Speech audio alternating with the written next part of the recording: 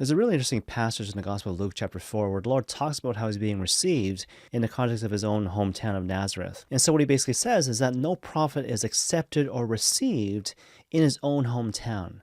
And so in the case of Jesus himself, as you might recall, he goes to his own hometown of Nazareth, and people are thinking, like, isn't this the son of the carpenter? Like, don't we know him? Didn't he play with our kids and whatnot, right? And so basically they are scandalized by the fact that Jesus is so ordinary, right? Because you got to think about Nazareth, right? Like multiple times in the Gospel of Luke, even people who are reading the Gospel need to be reminded that Nazareth is a part of Galilee, because they're thinking, like, where exactly is Nazareth?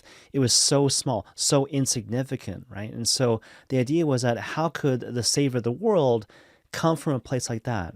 And it's actually kind of funny if you think about it, because here are the people of Nazareth themselves saying that Jesus is insignificant because they themselves are insignificant. But what these people fail to see is that not only is Jesus the long-awaited Messiah, but the fact of the matter is God typically brings about his grace. He typically brings about the work of salvation precisely through the insignificance, the simple and the humble and the ordinary.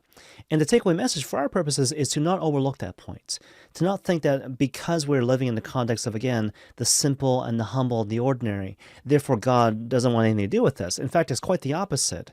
God gravitates towards that which is lowly. He gravitates precisely to that which is, again, simple and humble and ordinary. And so therefore, don't be distracted by that which the world finds to be important and valuable, but instead learn to be content with, and indeed learn to love living in that space where you are simple and humble and ordinary, because it's precisely in that space that you find the long-awaited Messiah.